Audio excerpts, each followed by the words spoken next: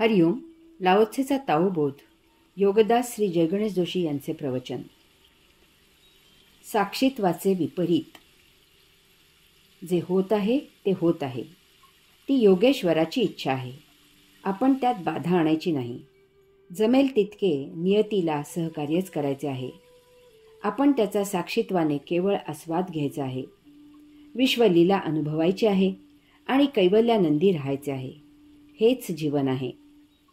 सध्या ज्ञानयुग सुरू आहे, जो तो बुद्धीचे सांगत आहे. त्यामुळे या साक्षीत्वाचा एक विपरीत परिणाम होतो किंवा होऊ शकतो. एकदा असे म्हणेल की जर जे होत आहे ते होत आहे, आपण केवळ साक्षी राहायचे आहे, तर याचा अर्थ कोणाच्या हातून चोरी, खून, बळजबरी, विध्वंस इत्यादी होत आहे तर होत आहे. आपण त्याला साक्षी राहून केवळ ती लीला अनुभवायची आहे आणि त्याचा आस्वाद घ्यायचा आहे, आनंद घ्यायचा आहे. या अशा विचाराचा परिणाम फार विपरीत आणि महाभयावह होईल. येथे अराजक माजेल. कोणी काहीही करायला मोकळा होईल. अन्याय आणि अधर्म बोकाळेल. विशेष म्हणजे हे सर्व साक्षी असावे या आध्यात्मिक तत्वावर आधारित असेल. नाही, याचा अर्थ असा नाहीये. विश्वात परमात्म्यामधून फक्त सृजन आणि सृजनच होत असते. ते भंजन झाल्यासारखे वाटते. ते विश्व व्यवस्था बिघडवल्यामुळे ती वैश्विक व्यवस्था पुन्हा जाग्यावर आणण्यासाठी म्हणून होत असते. याचा अर्थ जसे रोग बरा होण्यासाठी देहाची चिरफाड केली जाते, त्याप्रमाणे वैश्विक व्यवस्था सुस्थिर करण्यासाठी केलेली ती शस्त्रक्रिया असते. याचा अर्थ भूकंप, सुनामी, वादळ, कोरडा दुष्काळ इत्यादीची लीला अनुभवायची नसून आपण मानवाने काय चूक केली की ज्यामुळे वैश्विक व्यवस्थेला हे असे करावे लागले, याचा विचार करून तसे पुन्हा होऊ नये म्हणून उपाय करायचे आहेत. तसेच चोरी, खून, बळजबरी, विध्वंस इत्यादी होत असेल तर ते निश्चितच सृजन नसल्यामुळे ते परमात्म्यामधून होत नसून ते मानव करत आहे हे ओळखावे. यास्तव त्याची लीला अनुभवायची नसून आपल्याला शक्य असेल त्या प्रकारे ते थांबवण्याचाच प्रयत्न करायचा आहे. त्यासाठीच तुम्हाला त्या ठिकाणी त्यावेळी नियतीने तेथे उपस्थित केलेले आहे. कोणी धटिंगण कोणाची अब्रू घेत असेल तर त्याचे पारिपत्यच करायचे आहे. कोणी पाण्यात बुडत असेल तर त्याला पाण्याबाहेर काढायचे आहे. कोठे आग लागलेली असेल तर ते प्रारब्धावर सोडायचे नाही, तर ती आग विझवायचाच प्रयत्न करायचा आहे. आपण नेमके त्यावेळी येथे उपस्थित आहोत यामागील नियतीची अपेक्षा लक्षात घेऊन ती पूर्ण करायचा प्रयत्न करायचा आहे. विकलांगांना त्यांचे दुःख हलके करण्यासाठी मदत करायची आहे. तसेच कोठे सृजन होत असेल, काही मंगल होत असेल तर अशा वेळी तेथे त्यासाठी शक्य होईल तितकी मदतच करायची आहे. सृजन होणे ही नियती आहे आणि भंजन होणे हे नियतीच्या विपरीत आहे.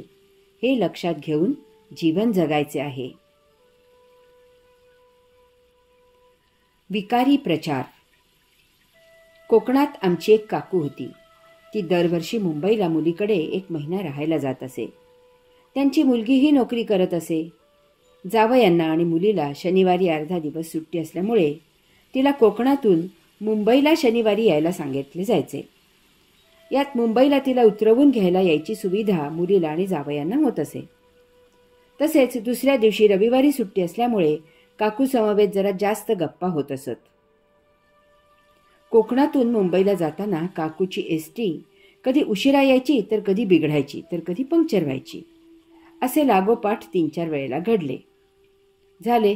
आमच्या या काकूने मनात ग्रह करून घेतला की प्रवासाला शनिवार न लाभणारा, बाधा आणणारा, विघ्ने आणणारा असा शनिदेवाचा कोप आहे. शनिवारी प्रवास करू नये असा प्रचार ती करू लागली. आता आमची काकू प्रसिद्ध नव्हती, नाहीतर ही एक प्रथा झाली असती. अशाच अनेक घटना बोलाफुलाची गाठ पडल्यासारख्या होत असतात. कोणाला एखाद्या दगडात देव दिसतो तर कोणाला एखाद्या ठिकाणी भूत पिशाच दिसते. कोणाला शनिवारी नखे कापणे अशुभ होते तर कोणाला गुरुवारी सारे शुभ दिसते. कोणाला एखाद्या माणसात देव दिसतो, कोणाला एखाद्या समाधीस्थळी देव दिसतो. असे अनेक प्रकार आहेत. कोणाला अमुक देवाला तमुकच रंगाचे फूल आवडते असे वाटते, कोणाला तमुक देवाचा वाहक अमुक आहे असे वाटते. यात ग्रह, गोल, तारे आहेतच. अशा वेळी ते लोक त्या देवतेची उपासना करू लागले. त्यासाठी मंत्र, तंत्र, पोथी, पुराण, पूजा, अर्चा, सोवळे, ओळे, आरती, प्रार्थना, रूढी, परंपरा असे सोपस्कार आले. आणि ते करणारे आणि तसे करवून घेणारेही आले. मग याचा इतका प्रचार केला जातो की तसे करणारे पुण्यवान आणि तसे न करणारे पापी असे ठसवले जाते. याबाबत मेंदूचा भुगा केला जातो. लहानपणापासून संस्कृतीच्या नावाखाली सोपस्कार शिकवले जातात. वंश परंपरा सांभाळण्याचे बाळकडू पाजले जाते. एक कुटुंब दुसऱ्याला विचारते की तुम्ही अमुक महिन्यात अमुक पूजा केली का? याचे उत्तर नकारात्मक आले तर ती पूजा करावी असा त्याला अनाहूत सल्ला दिला जातो. खरंच हा संशोधनाचा विषय आहे की किती लोक निरीच्छपणे देवाचे दर्शन घ्यायला म्हणून देवळात जातात. किती लोक पूजा करताना देवाशी एकचित्त होतात. किती लोक पर्यटन हा उद्देश न ठेवता तीर्थयात्रा करतात. किती लोक देवाला न आवडणारे करत नाहीत. किती लोक हे सर्व का करायचे हे त्यांना माहीत आहे. हे सर्व सांगायचा हेतू असा आहे की धर्माच्या नावाखाली अनेक गोष्टी करवून घेतल्या जातात. यामुळे दोन धर्मामध्ये तेढ वाढते. कारण ते दोघेही स्वतःचाच तेवढा धर्म सत्य असल्याचा दावा करतात. हा प्रचार विकार निर्माण करतो. जगात सर्वात जास्त नरसंहार धर्माच्या नावाखाली केला गेला आहे. तरीही आम्ही कोणीही त्यामधून बाहेर येऊ इच्छित नाही. हरि ओम.